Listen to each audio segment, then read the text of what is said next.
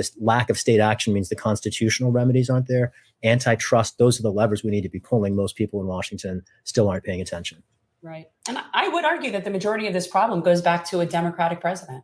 So that has gotten us into this mess is what I would argue. So, that's a Bill Clinton problem. Yeah, the 96 Telecom Act really has, there's legislation that gets passed over time that you don't actually feel until many years later. It takes time for it to, build itself up. And, I think it's a good segue to a lot of the disconnect that I think we see politically speaking. There's so many virtue signals and I guess what you would call placating to a crowd when it's politically convenient to do so.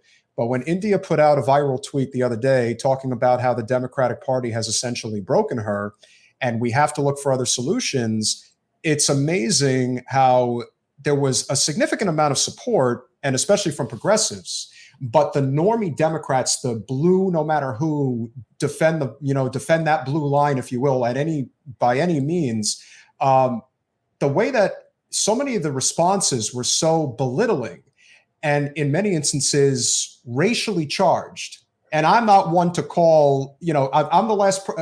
He's the last person to ever say that like this is racist because everybody says everything is racist. But let me tell you, you're not fooling anybody with the little anecdotes and quotes that you're throwing out there when you're talking about India, because what you're basically talking about is you don't like this person leaving the reservation. That's how you're talking to her. And to deny it in any other way is to basically say, you're not a good team player. You're not a part of our group. Get lost. Don't ever come here again. Oh, and by the way, they don't know jack squat about the mayor of Buffalo, how he conducts business, how he has completely decimated that city for years.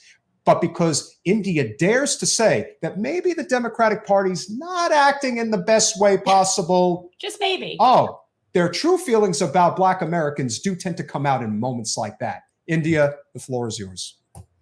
Yeah. I was just in a moment of, I'm going through a process of healing and processing all of the things that happened during the campaign. And now I am watching the New York State budget and our Democratic governor gut child services, but give $800 million to the Buffalo Bills to build a new stadium, right? And it's just like, these are not people who have the interests of the majority of us at heart. And Byron Brown, the mayor of Buffalo, is lock in step with a lot of these same sorts of actions, right? We don't have enough to provide basic needs and basic services and basic infrastructure, but we can give big tax breaks to large developers and large companies that come in with a handful of minimum wage jobs. It just doesn't make any sense to me.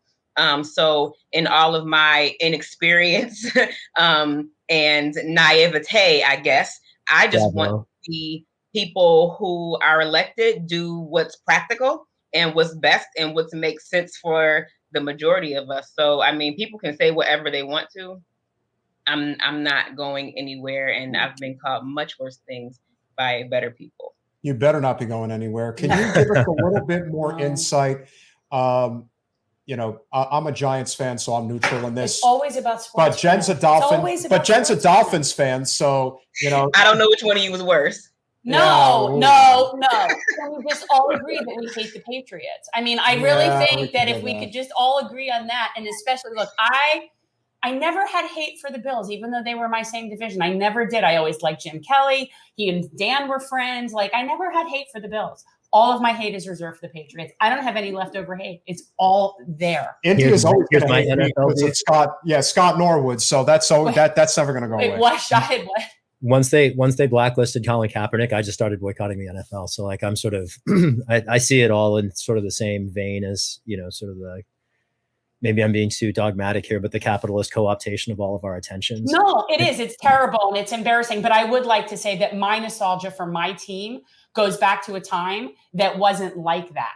Right. And in fact, our stadium was the first privately built stadium. Our owners built their own stadium. They didn't have taxpayers do it. So it was a different time of how it was run. There were actual teams that had solidarity and they weren't just all about the money and free agency. Right. But Yeah, no, I have a little bit of like for the Bills, and I did feel bad about the Scott Norwood incident. Nobody should have to come down, and should never come down to one person. Well, Scott Norwood became Ray Finkel in a major movie, so you know how it works.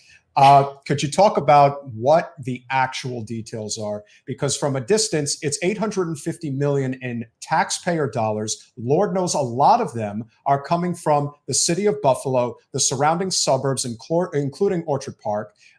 So what ultimately... That's really pretty there, though. I'm sure it's beautiful. It's very lovely. Why are the taxpayers footing the bill for a family that is worth $6 billion?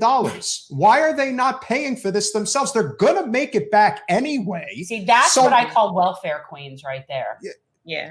Well, so it's a cobbling together of funding. I think about $250 million from the county of Erie and another 600 from the state.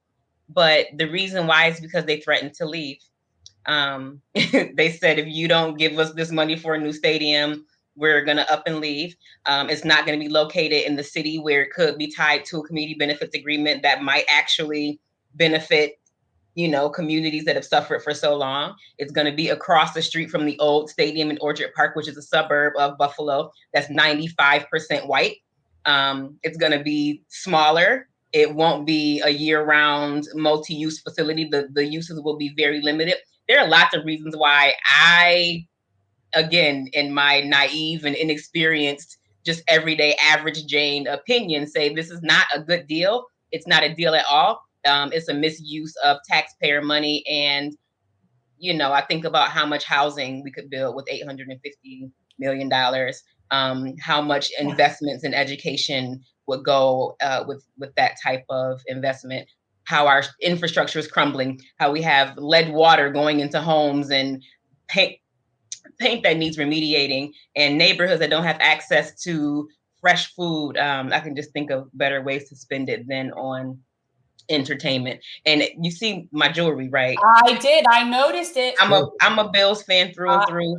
Former season ticket holder. You know, I'll go out and brave the 20-degree single-digit temperatures to root for my team. But at the end of the day, I care more about my people than I do about football. Thanks for watching.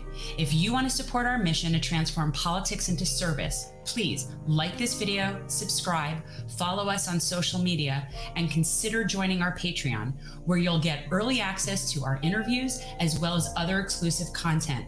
Links are in the description. Peace out.